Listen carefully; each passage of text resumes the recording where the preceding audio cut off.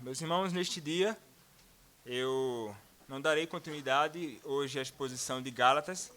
Hoje, particularmente, farei a exposição do Salmo 130. Salmo de número 130.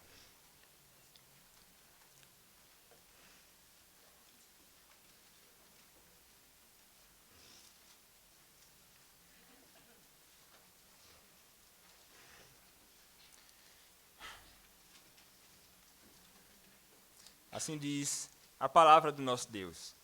Cântico de romagem. Das profundezas clamo a ti, Senhor. Escuta, Senhor, a minha voz. Estejam alertas os teus ouvidos às minhas súplicas. Se observares, Senhor, iniquidades, quem, Senhor, subsistirá?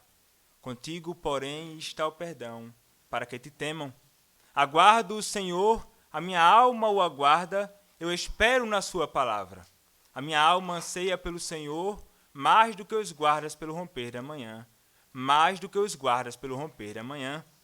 Espera, ó Israel, no Senhor, pois no Senhor há misericórdia, nele copiosa redenção. É ele quem redime a Israel de todas as suas iniquidades.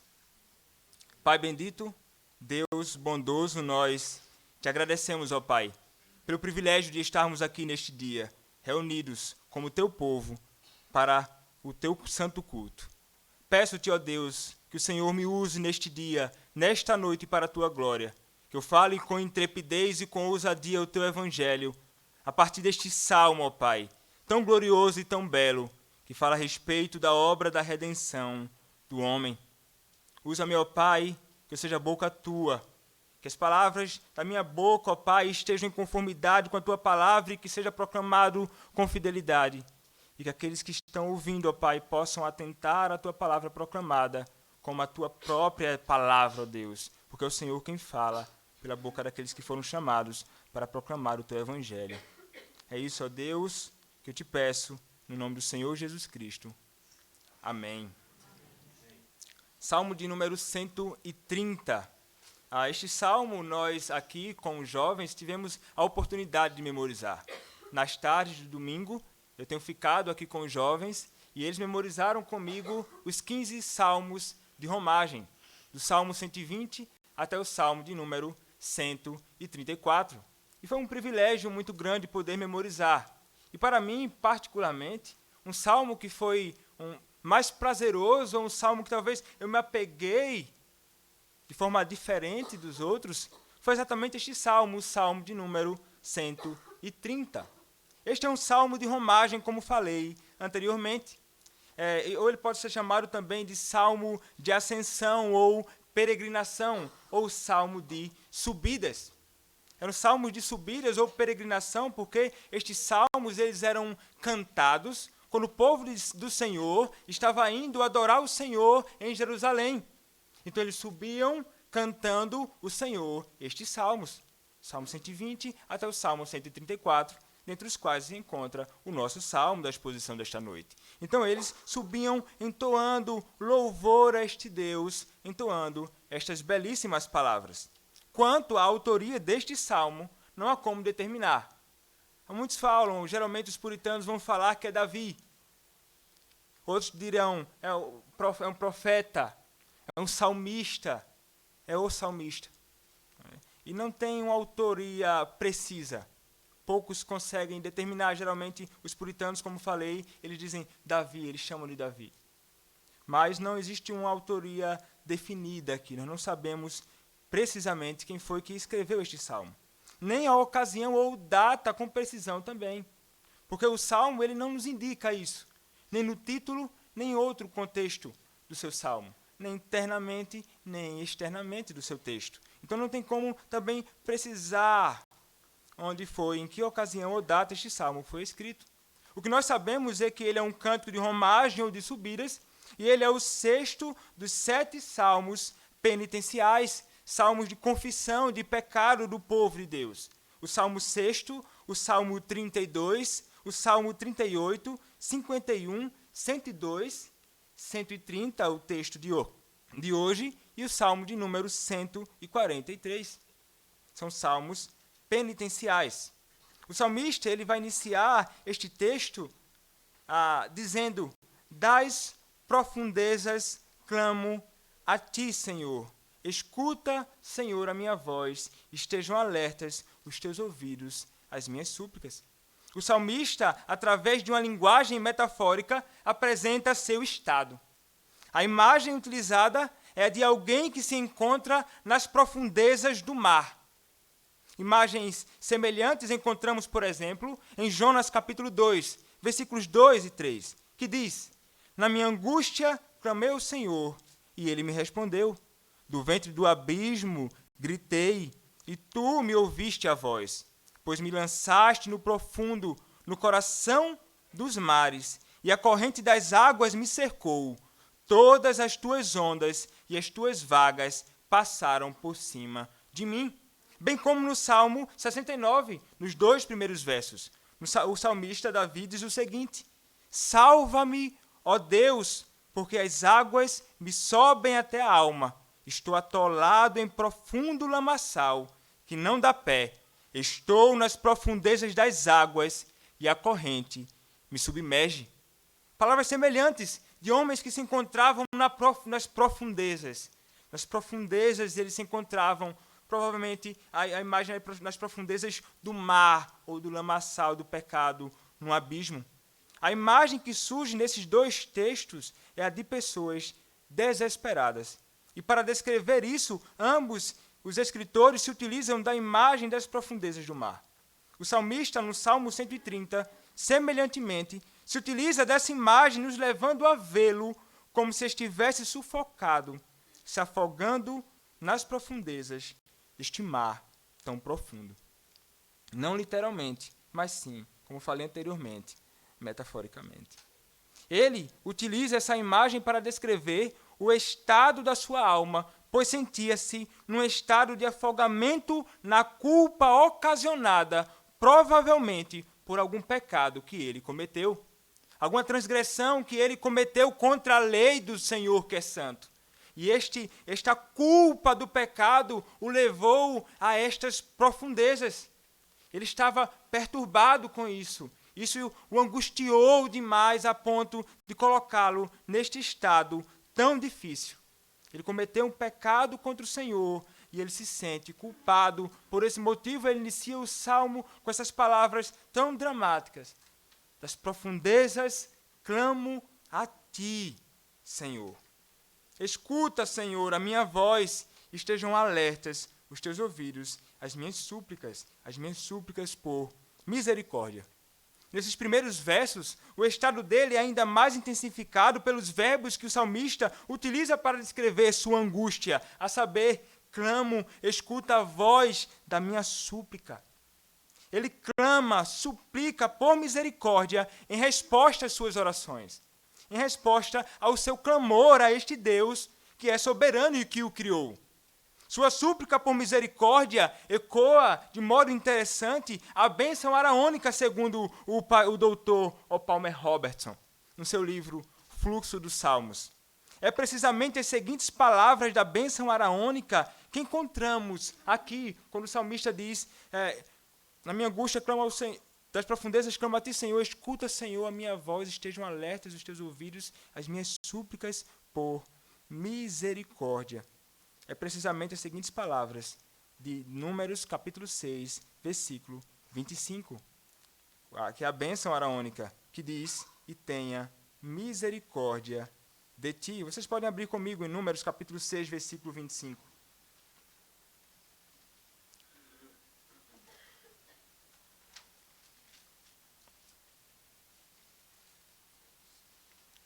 Diz assim: o Senhor faça resplandecer o rosto sobre ti e tenha misericórdia de ti. Quando o sacerdote proclamava essa bênção, o povo de Deus poderia estar certo de que o Senhor agiria em favor deles. A repetição do nome Senhor que encontramos no texto, eu vou ler o texto para que vocês possam perceber isso, do versículo 22 até o versículo 27, diz assim: disse o Senhor a Moisés: fala a Arão e a seus filhos, dizendo: assim abençoareis os filhos de Israel, e dir-lhes-eis: O Senhor te abençoe e te guarde. O Senhor faça resplandecer o rosto sobre ti e tenha misericórdia de ti. O Senhor sobre ti levante o rosto e te dê a paz. Assim porão o meu nome sobre os filhos de Israel e eu os abençoarei. Então, quando o sacerdote proclamava essa bênção, o povo de Deus poderia estar certo de que o Senhor agiria em favor deles. A repetição do nome Senhor é enfatizada para deixar claro que o Senhor é a fonte dos benefícios que Israel desfruta. À medida que as linhas da bênção se expandem, diz um comentarista, seu conteúdo se torna ainda mais rico. Em cada linha da bênção, o Senhor aparece como sujeito e é acompanhado por dois verbos, o segundo dos quais expande a ideia do primeiro. Abençoe, guarde, resplandeça, tenha misericórdia, levante, dê a paz. A primeira cláusula de cada linha invoca o nome de Deus em direção ao seu povo, e a segunda cláusula, a sua atividade em favor do seu povo. Segundo Robertson, e tenha misericórdia de ti é um conceito-chave neste salmo de peregrinação ou de subidas. Então, é em meio ao desespero que o salmista clama por misericórdia em resposta à sua oração. Em meio a este desespero, ele clama ao Senhor por misericórdia. Ele apela às misericórdias do Senhor. Eu não sei o que você faz quando está nas profundezas, no fundo do poço. Mas o salmista, ele clama. O salmista encontrava-se em grande desespero, mas ele ainda assim olha para cima. Ele não olha para o lado. Ele não olha para baixo, para o abismo. Ele olha para cima. O salmista, ele olha para o Senhor. Os seus olhos estavam fitos no Senhor, o seu Deus. Ele, em meio ao desespero, não clama de si para si mesmo. Ele também não clama para seus bens ou qualquer coisa deste mundo ou que este mundo pode oferecer.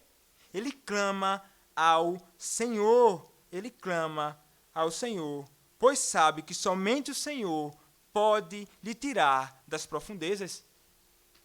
O príncipe dos pregadores, certa vez, escreveu o seguinte: esta é a declaração e o pedido do salmista.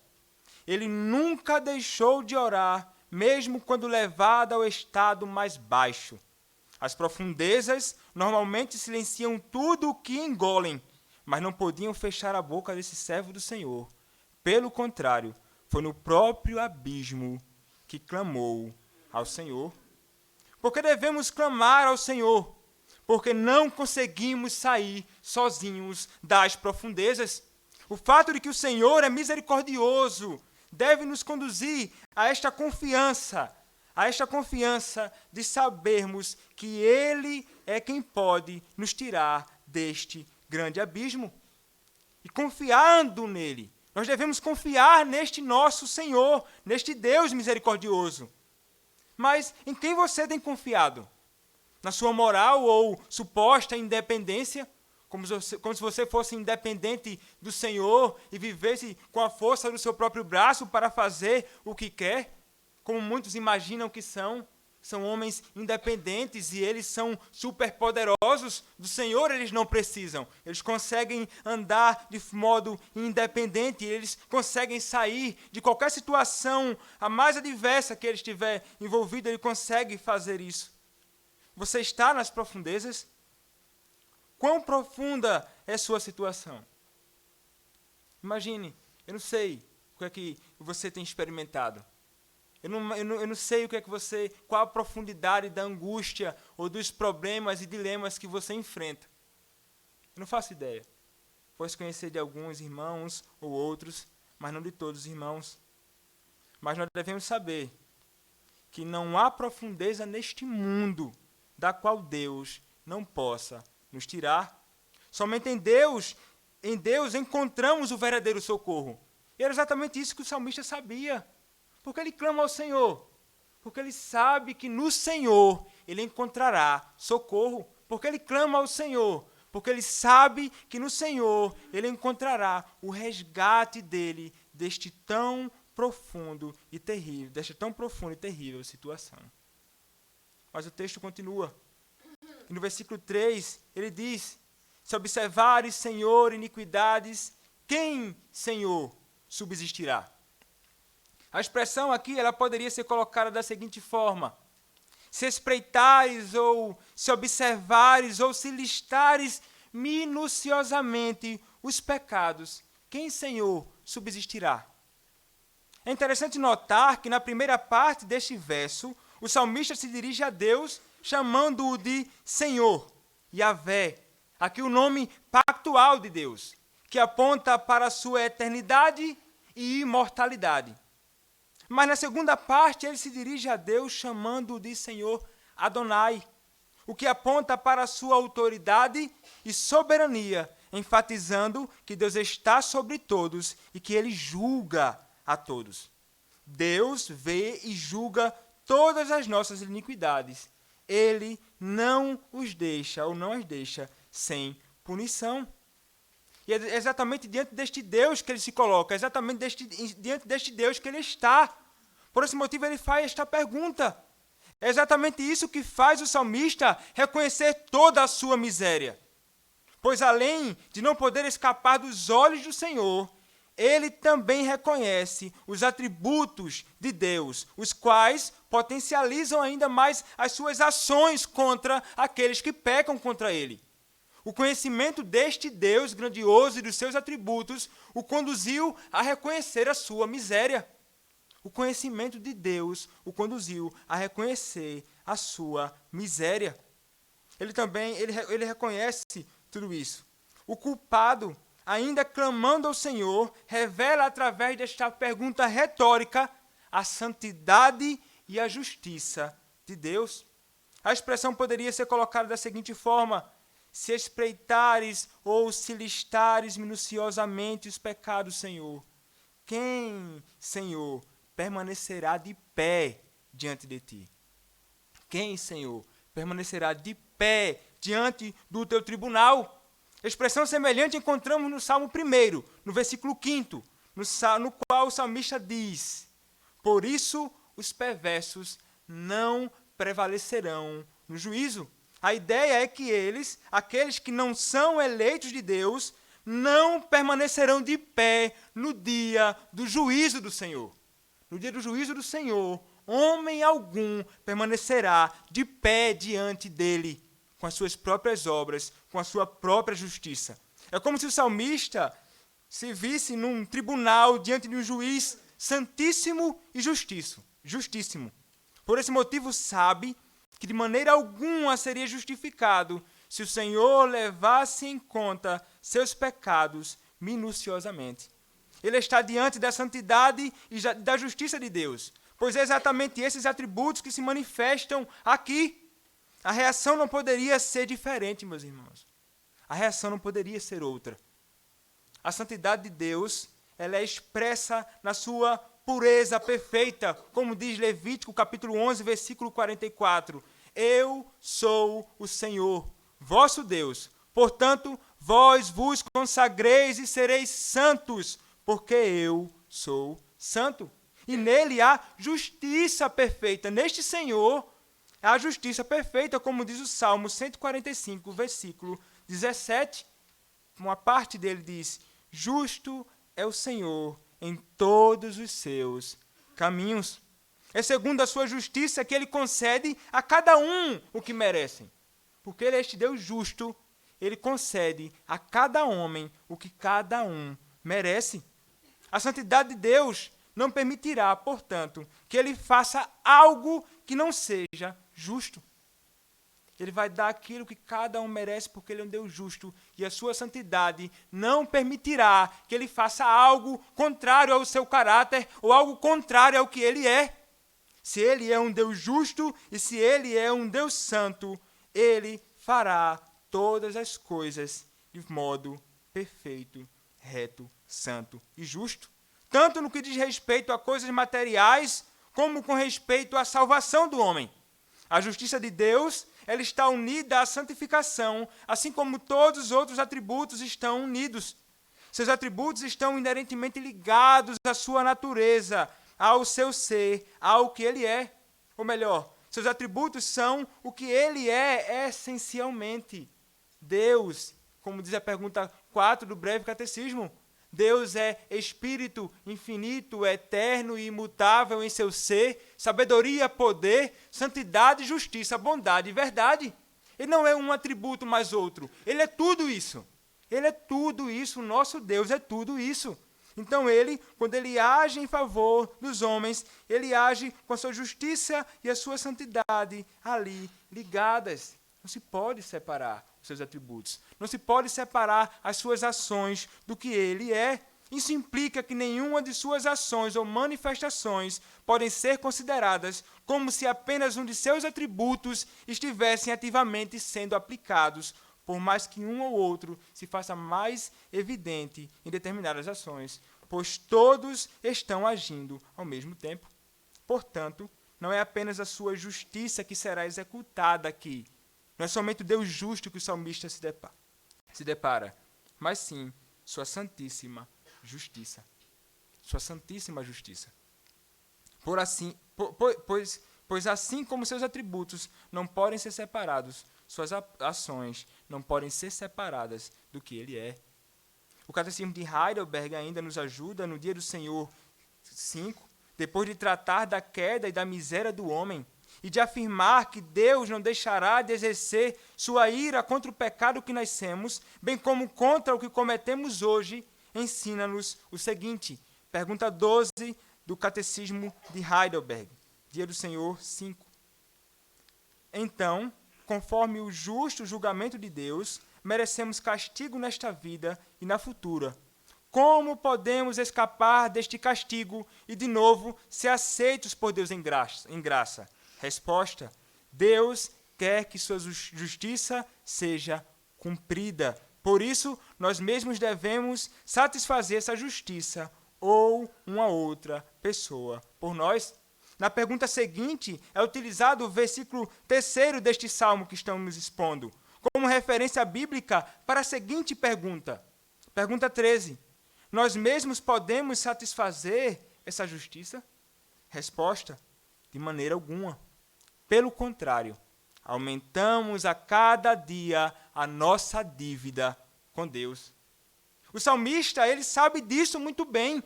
Por esse motivo, reconhecendo a sua miséria, declara que jamais poderia permanecer de pé diante do Senhor.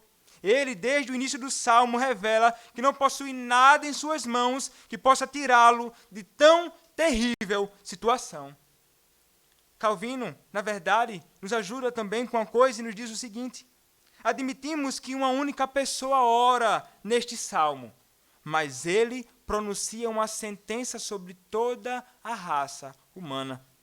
Todos os filhos de Adão, ele diz em essência, do primeiro ao último, estariam perdidos e condenados se Deus exigisse que prestassem contas de sua vida a ele. Toda a humanidade está inserida nesse estado de miséria, assim como o salmista está. Você é tão pecador quanto este salmista. Você transgride a lei do Senhor. Ele sabe que não há justiça em si mesmo que possa salvá-lo. Ninguém é justo diante de Deus. Ninguém é justo diante do Senhor. O Salmo de número 143, versículo 2, diz o seguinte: não entres em juízo com o teu servo, porque à tua vista não há justo nenhum vivente. Não há justo nenhum vivente. Mas o salmista, ele não para por aí. E ele continua e ele diz no versículo 4, contigo, porém, está o perdão para que te temam. Depois, meus irmãos, o salmista não reconhece apenas aqui os atributos de Deus que o condenariam, mas também afirma que Deus também é perdão. Esse reconhecimento de que Deus é perdão é fundamental para os crentes. E é exatamente isso que o salmista faz em seguida. Ele não somente olha para um Deus que é justíssimo e santíssimo, ele olha para um Deus que também é misericórdia, para um Deus que também é perdão. O reconhecimento e verdadeiro arrependimento não vem apenas da visão de que Deus é santo e justo, mas como diz Bavinck, que nos ajuda aqui, diz o seguinte: no Antigo Testamento, embora o Senhor seja justo, santo, zeloso de sua honra e cheio de ira contra o pecado, é também gracioso, misericordioso, ávido por perdoar e abundante em amor imperturbável.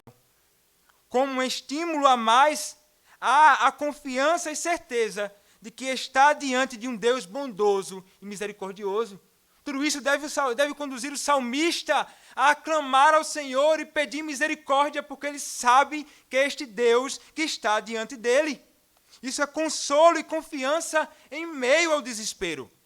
Deus não é somente justo, pois se assim fosse, toda a humanidade estaria perdida, condenada, uma vez que pecaram e se rebelaram contra Deus.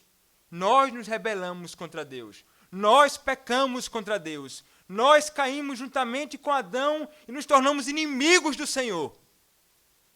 Proclamamos guerra contra o nosso Deus. Toda a humanidade estava encerrada em grande pecado e miséria. Se o Senhor fosse apenas justo, homem algum seria salvo. Homem, se ele revelasse somente a sua justiça, condenando os pecados do homem. Mas o perdão, ele é da essência de Deus, pois Deus é essencialmente bondoso. O que o conduz a ser misericordioso para com o seu povo? Calvino nos ajuda mais uma vez dizendo o seguinte, que o salmista reconhece aqui o perdão e misericórdia são da natureza do Senhor, escrevendo o seguinte: logo que penso em ti, tua clemência também se apresenta à minha mente, para que eu não tenha dúvida de que serás misericordioso para comigo, visto que é impossível a ti mesmo divorciar-se de tua própria natureza. O fato de que tu és Deus é uma garantia de que serás misericordioso para comigo. A palavra do Senhor diz também: Senhor, Senhor, Deus compassivo, clemente e longânimo e grande em misericórdia, em Êxodo capítulo 34, versículo 6. E Davi diz: todas as veredas do Senhor são misericórdia e verdade para que os guardam a sua aliança e os seus testemunhos. Então, com base na aliança divina, ele roga: por amor de teu nome, ó Senhor, perdoa minha iniquidade, ainda que seja grande. Salmo 25, versículos 10 e 11. O perdão dos pecados do homem é uma grande manifestação do amor de Deus, uma grande manifestação da sua bondade, uma grande manifestação da sua graça, uma grande manifestação da sua misericórdia, abundante misericórdia. As Escrituras, assim como o salmista, ensinam que o perdão vem de Deus. Ele é perdão. É uma ação que acontece de cima para baixo. Por esse motivo, o perdão dos pecados só pode ser encontrado nele, não em nenhum outro lugar. Os homens inventam diversas coisas, muitos meios para perdoar os seus pecados, para abafar os seus pecados. Muitos e muitos meios. Poderia passar a noite inteira falando aqui sobre esse engano de muitos homens. Mas, meus irmãos, não existe possibilidade do homem ter seus pecados perdoados se não for pelo próprio Senhor. O clamor é dirigido a Deus, porque, em primeiro lugar, o pecado fora cometido contra ele. Ele poderia dizer as seguintes palavras de Davi, o salmista poderia dizer: pequei contra ti somente, e fiz o que é mal perante os teus olhos, de maneira que serás tido por justo no teu falar e puro no teu julgar. O clamor também, em segundo lugar, é dirigido a Deus, porque ele sabe que somente o Senhor tem poder para perdoar os pecados do homem. Foi o Deus que foi ofendido, mas é este mesmo Deus, e somente ele, que pode perdoar os pecados do homem, os seus pecados. Nossos pecados, meus irmãos, são muitos. Se o Senhor os contasse minuciosamente, você poderia gritar: ai de mim, eu estou condenado. Esse seria o seu grito. Esse seria o seu grito diante do Senhor: estou condenado. Não teria escapatória alguma para você. A quem você recorreria? Quem seria seu advogado contra esse juiz santo e justo? Quem o defenderia diante desse santo juiz? Não tem quem o defenda. Você, com as suas próprias forças, você não conseguirá. Não tem, meus irmãos. O que você teria em suas mãos para apresentar diante do santo e justo juiz? Não há nada em nós que nos justifique diante de Deus. Mas não podemos nos afundar cada vez mais no pecado, ou na culpa do pecado, quando estamos conscientes dessa verdade. Nós não podemos nos afundar na culpa e ficar lá nos afundando cada vez mais. O salmista se sentia culpado, por esse motivo escreveu essas coisas. Com frequência eu e você nos sentimos exatamente como ele. Exatamente como o salmista. Desejamos fugir do Senhor, nos esconder, porque nos sentimos imundos. Porque nos sentimos imundos. Nós nos escondemos e como com escapismo, né? Eu peco e transgrido a lei do Senhor, e eu vou tentar fazer alguma coisa aqui, eu vou dormir, eu vou, sei lá, eu vou beber, eu vou me drogar, eu vou, não sei.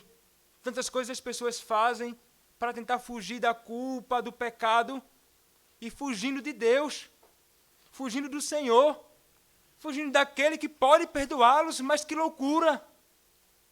Isso não é o que o Senhor recomenda. Isso não é o que a palavra nos ensina.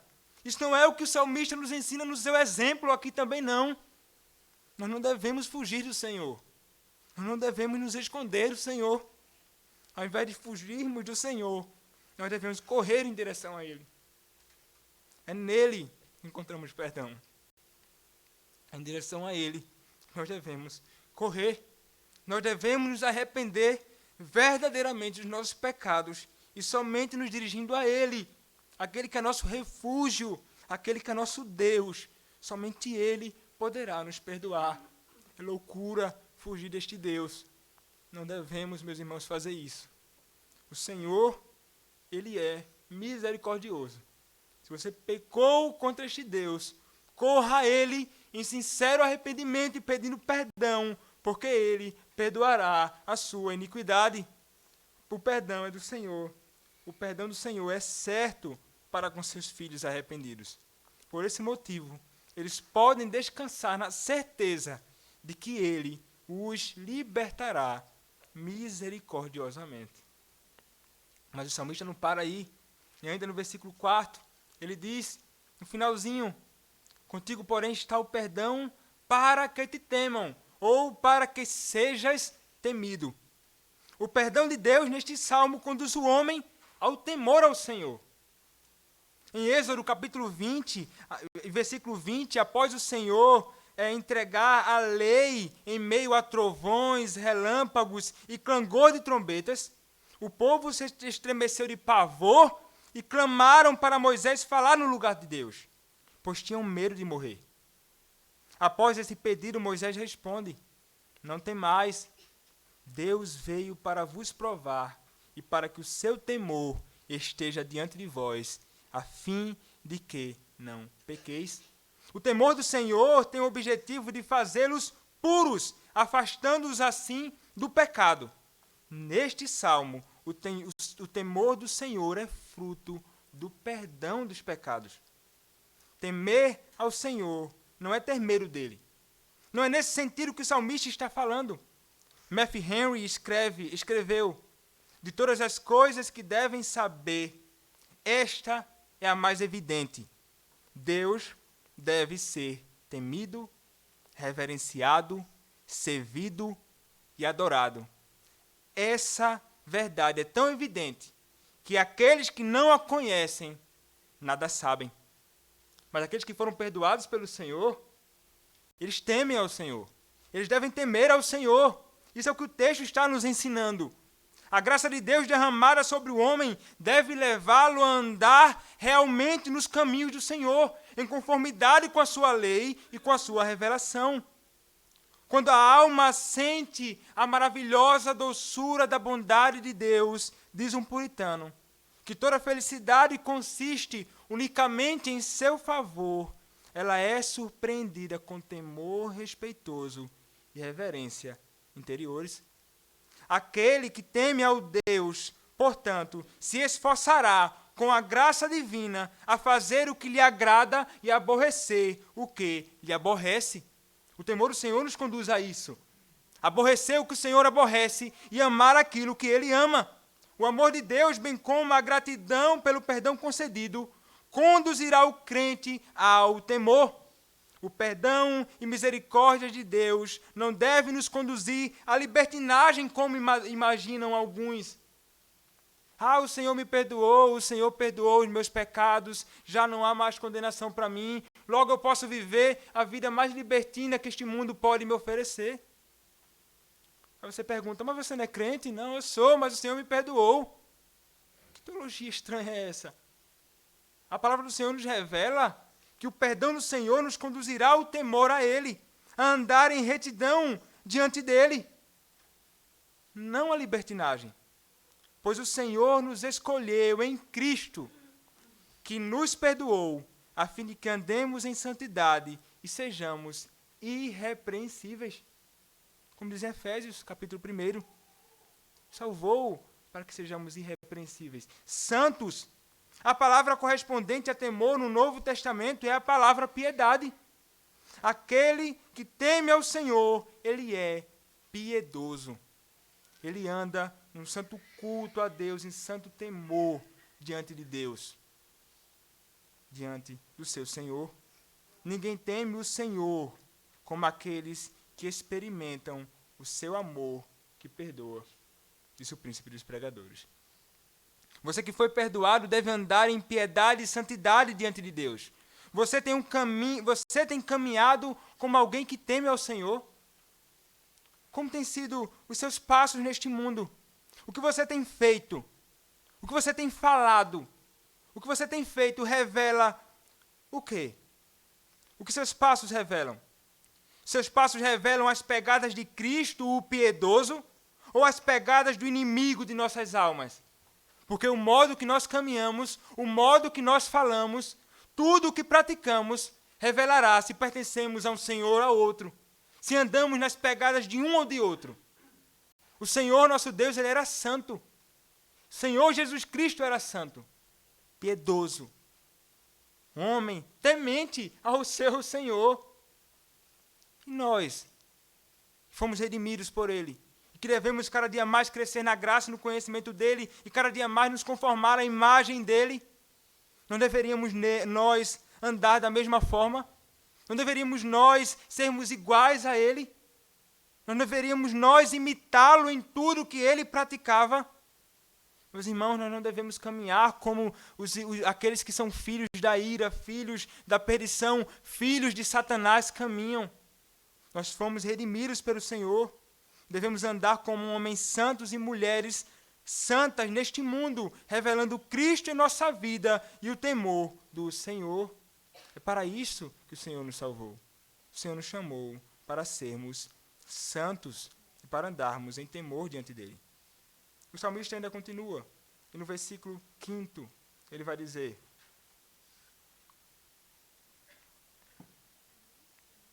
aguardo o Senhor, a minha alma o aguarda, eu espero na sua palavra. A partir dessa segunda parte, a confiança do salmista é revelada com mais clareza. Após reconhecer que é o Senhor quem perdoa os pecados, ele agora aguarda confiantemente por essa segurança plena do perdão. Mas ele não espera baseado em qualquer coisa, mas sim na palavra do Senhor. No Salmo 119, versículo 49, encontramos as seguintes palavras: lembra-te da promessa que fizeste ao teu servo, na qual me tens feito esperar. No Salmo 130, versículo 5, assim como no Salmo 119, versículo 49, a palavra do Senhor pode ser entendida como os propósitos e promessas pactuais reveladas por Deus para com o seu povo, as quais se encontram na palavra do Senhor revelada. O salmista pode esperar porque há um grande fundamento, pois, como diz certo comentarista, o saltério enfatiza a graça de Deus em perdoar e restaurar um povo pactual no momento de erro. Assim, um salmista pode dizer a Deus: foste para comigo, para com Israel, um Deus perdoador, ainda que puniste seus malfeitos. Salmo 99, versículo 8. Isto constituía simplesmente uma reafirmação da declaração que Deus fizera de si mesmo quando proclamou seu próprio nome a Moisés por ocasião da segunda doação das tábuas de pedra. Longânimo, ele é misericordioso. As promessas de perdão, como reveladas na Escritura, são a garantia do perdão dos pecados do povo. Por esse motivo, o salmista pode aguardar com plena segurança no Senhor, porque é este Senhor que fala na Escritura. Lembremos, este Deus que fala, ele é justo, ele é santo e ele é verdadeiro. Tudo que ele diz está ligado ao que ele é. Se o Senhor falou estas coisas para o seu povo, e o perdão prometeu para eles quando transgredirem a sua lei, o que é que o seu povo deve fazer? O seu povo deve confiar nele. O seu povo deve confiar na sua palavra. Calvino diz, ele ainda diz que esperar pela palavra de Deus não deve ser uma atitude apenas do salmista, mas também de todos os filhos de Deus, os quais devem observar duas coisas. Em primeiro lugar, ele põe diante dele a palavra, para que dependam inteiramente dela. E em segundo lugar, os adverte que a fé é vã e ineficaz, se não estiver escudada também na paciência. Se a palavra de Deus nos diz algo, devemos aguardar, esperar, confiando nisso. É o próprio Senhor quem fala isso para nós através da sua palavra. Não duvidemos dele. Se você duvida das promessas do Senhor, você está duvidando do próprio Deus. Você está colocando em xeque o seu caráter e o que ele é. Que abominação, que pecado terrível contra este nosso Deus. Nós não podemos fazer isso. As promessas do Senhor têm conduzido você à paciência. As palavras do Senhor e as suas promessas com respeito a você, para tirá-lo das suas aflições, pecados e outras misérias, têm conduzido você à paciência. O salmista espera pacientemente, mas enquanto a você, podemos dizer o mesmo? Podemos dizer a mesma coisa? Por vezes oramos e clamamos ao Senhor, mas parece que ele não quer agir em nosso favor agora. Devemos entender que ele agirá em nosso favor quando ele quiser. Essa é a resposta. Quando é que Deus vai agir? Quando ele quiser. Ele vai agir quando ele quiser, ele é soberano, ele faz o que ele quer no momento que ele quiser. Nesse momento, o Senhor pode estar lhe deixando sem uma resposta imediata, para que possa ser mais paciente, para te ensinar a paciência, a aguardar nele. Marta e Maria queriam muito que o Senhor Jesus curasse o seu irmão, mas ele não foi curado e morreu. Não é porque o Senhor não lhe atende na ocasião que você acha que necessita, que ele agirá. Ele ressuscitou Lázaro no tempo apropriado. O Senhor age em favor do seu povo. E ele age no tempo apropriado, no tempo que ele quiser, para resgatar os seus. Nós devemos aguardar pacientemente, esperando na sua palavra revelada. É a sua vontade para nós, a sua santíssima vontade para nós.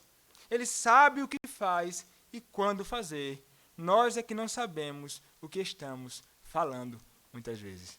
Nós é que não sabemos o que estamos falando. Nós devemos confiar na sua palavra. Mas o salmista ele não para por aí. Ele continua dizendo, e no 6º verso ele diz: a minha alma anseia pelo Senhor, mais do que os guardas pelo romper da manhã, mais do que os guardas pelo romper da manhã. Nesta segunda imagem, o salmista, através de uma comparação ou símile, se utiliza de algo que era muito comum em seu contexto, a saber, o serviço de homens como guardas das cidades. Ele se utiliza especialmente do sentimento nutrido pelo guarda de Jerusalém. Ele, isto é, o guarda, ansiosamente aguardava pelo amanhecer, a fim de descansar de seu trabalho cansativo e perigoso, uma vez que existia a possibilidade de ataques de inimigos, de animais e tantas coisas terríveis que poderiam acontecer.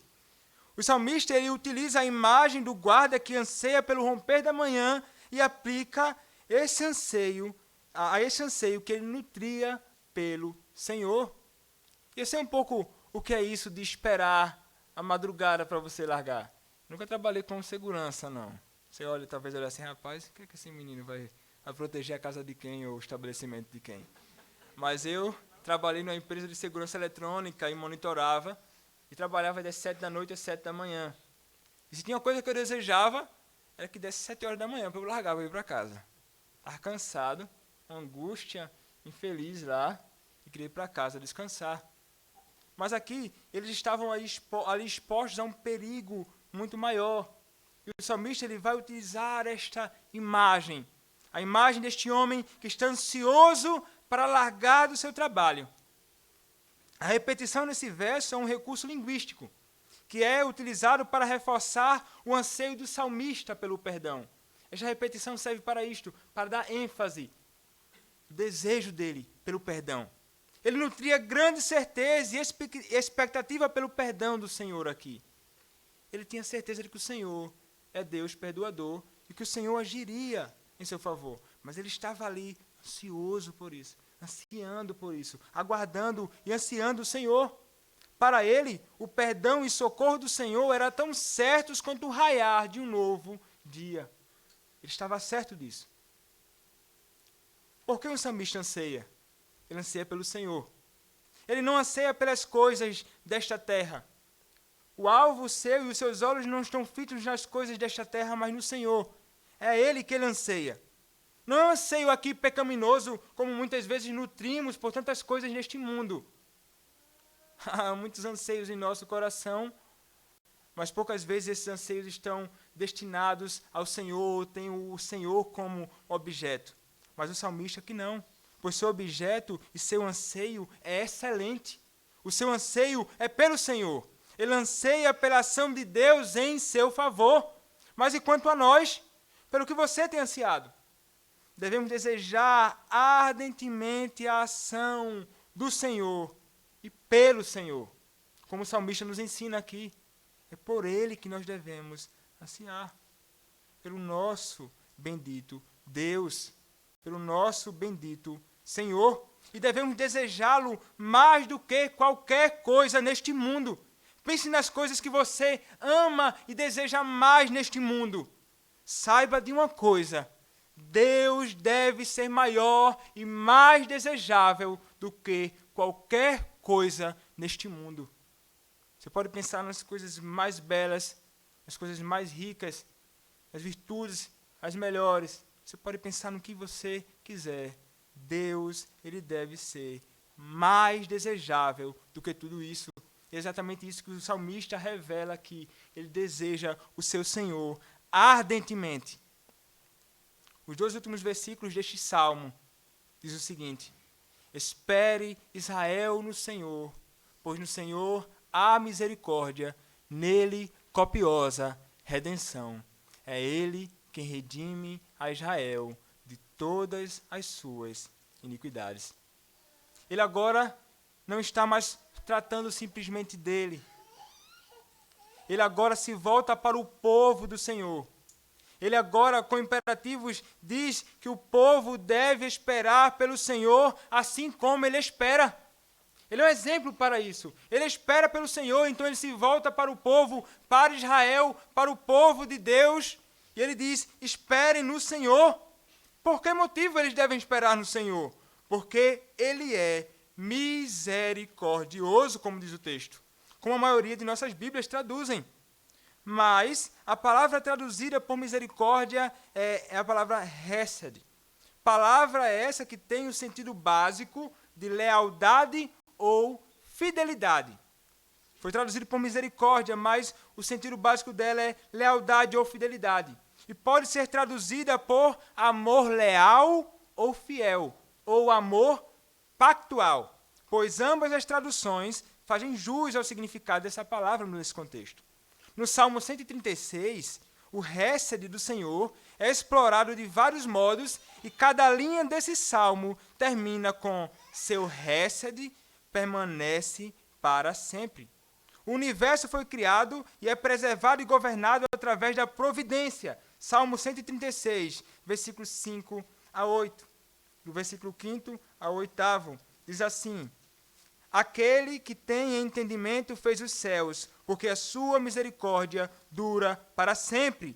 Aquele que estendeu a terra sobre as águas, porque a sua misericórdia dura para sempre. Aquele que fez os grandes luminares, porque a sua misericórdia dura para sempre. O sol para presidir o dia, porque a sua misericórdia dura para sempre. A lua e as estrelas para presidirem a noite, porque a sua misericórdia dura para sempre. O versículo 25 diz: E dá alimento a toda a carne, porque a sua misericórdia dura para sempre.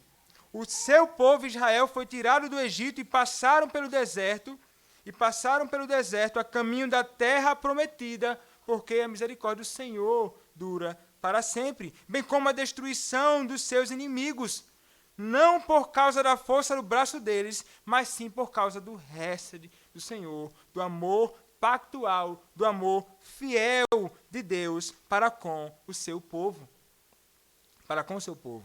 O amor pactual de Deus é fundamental aqui, pois é justamente ele que traz grande confiança ao salmista, uma vez que o amor pactual de Deus ensina que existe um elo inquebrável do amor, cuidado, proteção, compaixão, constante, companhia, compromisso pessoal do Senhor para com os seus eleitos, inclusive quando eles pecam. Determinado doutor em teologia, escrevendo num artigo, escreveu o seguinte: mesmo quando o seu povo pecar contra ele e enfrentar as consequências do seu pecado, eles ainda podem apelar para o hesed do Senhor, como o escritor de Lamentações faz no meio da destruição de Jerusalém, em 586 a.C. Cercado pela evidência da fidelidade do Senhor para julgar maldade, rebelião, pecado, ele se lança sobre o caráter imutável de Deus, afirmando: o hesed do Senhor nunca cessam, suas misericórdias nunca chegam ao fim. Elas renovam-se a cada manhã, grande é a sua fidelidade. Lamentações, capítulo 3, versículos 22 a 23. O amor pactual de Deus para com o seu povo é o fundamento de todo o favor do Senhor. É desse amor pactual que flui a redenção, que assim como o amor encontram-se no Senhor somente. O salmista agora começa a falar da gloriosa obra da redenção. Redenção significa readquirir algo através do pagamento de um preço ou substituição, a fim de satisfazer as exigências do resgate. No Antigo Testamento, como em Êxodo, capítulo 19, versículo 20, deparamos-nos com o resgate de uma jovem escrava com vistas ao casamento. E diz o texto: se alguém se deitar com uma mulher, se for escrava desposada com outro homem, e não for resgatada, nem lhe houver dado liberdade, então serão açoitados, não serão mortos, pois não foi libertada. A raiz desta palavra também é empregada em referência ao resgate da vida de algum condenado. A morte, como em 1 Samuel, capítulo 14, versículo 45, em que Jonatas foi resgatado pelo povo de Israel. Na Páscoa, o povo de Deus também tinha uma ideia da redenção, um vislumbre do que seria isso, pois a palavra diz: porque a vida da carne está no sangue. Eu vos tenho dado sobre o altar para fazer expiação pela vossa alma, porquanto é o sangue que fará expiação em virtude da vida. Levítico capítulo 17, versículo 11. No Salmo, ou no texto que temos diante de nós, nos versículos 7 e 8, é a primeira vez que a palavra resgate na Bíblia aparece associada ao pecado. Aparece nesses outros contextos, mas relacionada ao pecado. É a primeira vez. Segundo um comentarista, embora o verbo hebraico redimir ocorra cerca de 60 vezes, o versículo 8 é o único lugar no Antigo Testamento em que ele é usado em associação com o pecado. Aqui, deparamos-nos com uma linguagem muito própria no contexto do Novo Testamento: redenção dos pecados. Lutero tinha uma série de salmos que ele chamava de os salmos paulinos, dentre os quais o Salmo 130 se encontrava. Este salmo pode ser chamado de um salmo paulino, como Lutero acreditava, porque ensina as mesmas verdades que Paulo ensinou em suas epístolas.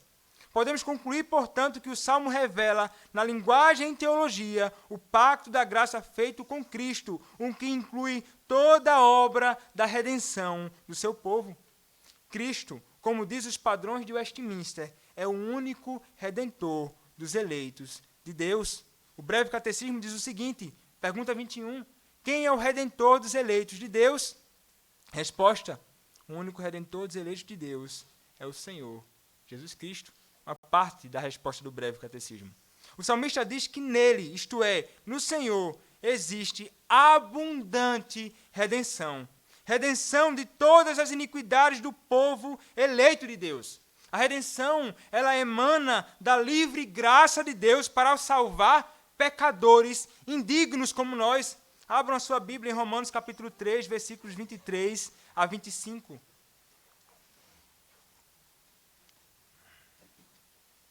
Romanos capítulo 3,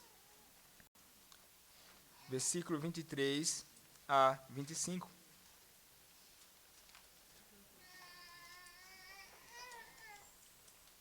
Diz assim, pois todos pecaram e carecem da glória de Deus, sendo justificados gratuitamente por sua graça, mediante a redenção que há em Cristo Jesus, a quem Deus propôs no seu sangue, como propiciação, mediante a fé, para manifestar a sua justiça, por ter Deus, na sua tolerância, deixado impunes os pecados anteriormente cometidos. Em Efésios capítulo 1, versículo 7, Paulo, o apóstolo, ainda nos diz o seguinte,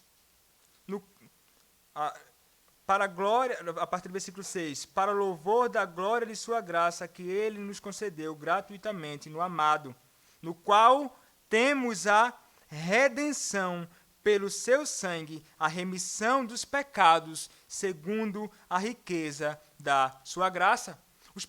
O perdão dos pecados apontado no versículo 4 deste salmo antecipa o sacrifício de Cristo como o único fundamento para o perdão. Contigo, porém, está o perdão para que te temam. E ele aponta para isso, para Cristo como o único fundamento para o perdão dos pecados do povo, como diz Romanos capítulo 4, versículos 7 e 8. É em Cristo que a iniquidade que nós cometemos em Adão, bem como os pecados que cometemos hoje, encontram redenção. Devemos saber que há somente um que pode nos perdoar os pecados e nos tirar da condenação. É Cristo, o justo. O Senhor é perdão.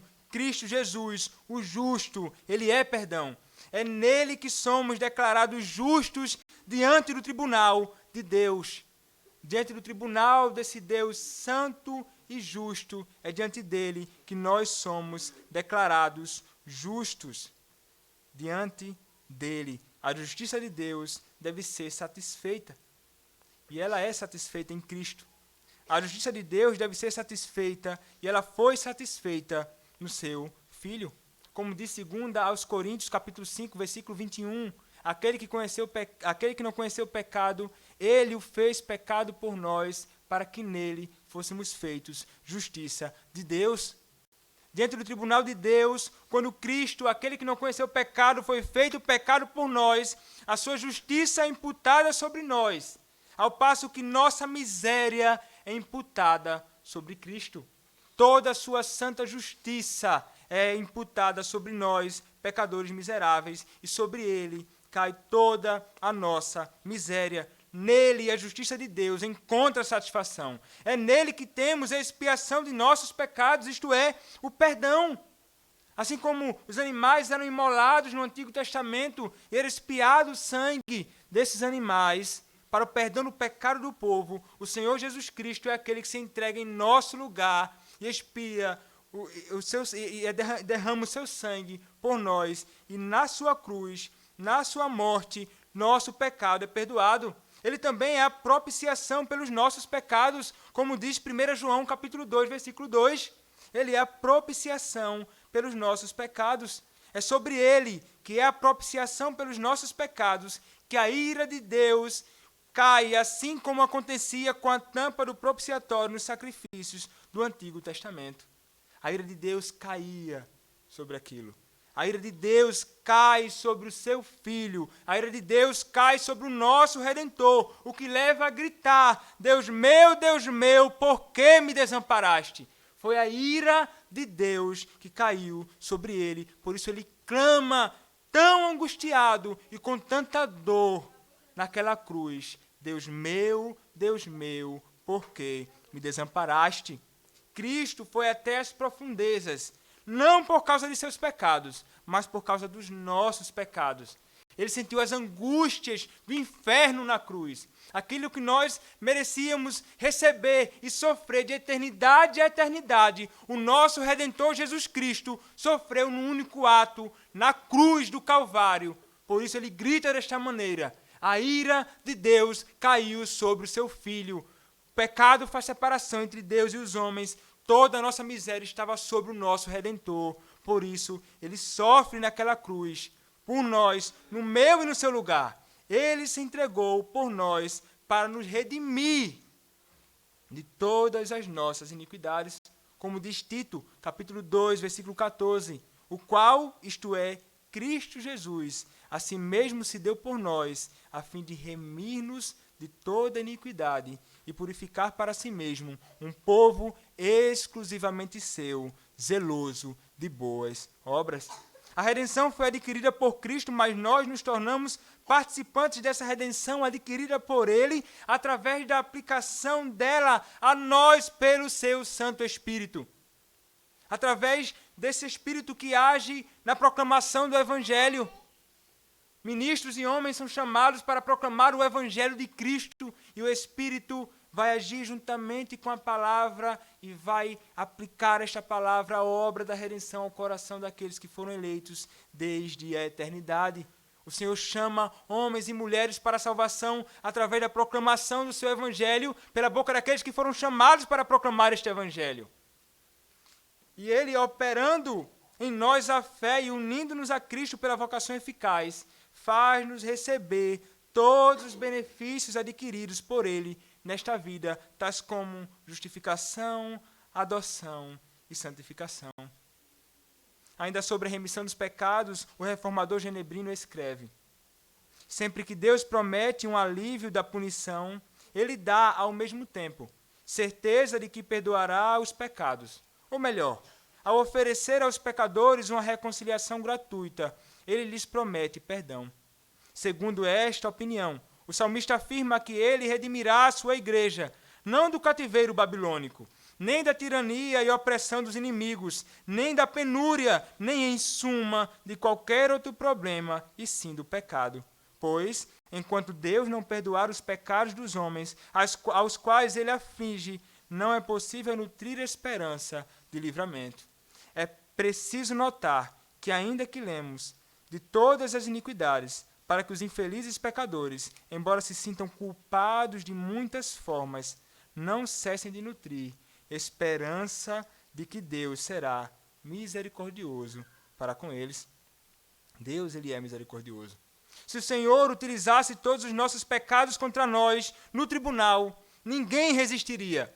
Na verdade, o Senhor, Ele fará isso um dia. O Senhor, Ele virá como um grande juiz. E diante dele todos os homens estarão. E aqueles que não estão unidos a Cristo, os ímpios, eles não prevalecerão neste dia. Aqueles que não creem em Cristo como seu Redentor, não prevalecerão neste dia. Você que não crê em Cristo, saiba nesta noite que estás nas profundezas do pecado que te condena para o inferno. E o Senhor te chama hoje, creia em Cristo como seu Redentor, porque é o único meio para você estar livre da condenação eterna e do inferno. O Senhor te chama hoje, e hoje é o momento oportuno para que você abandone as suas obras, para que você abandone o que você tem em suas mãos. Porque você deve saber disso.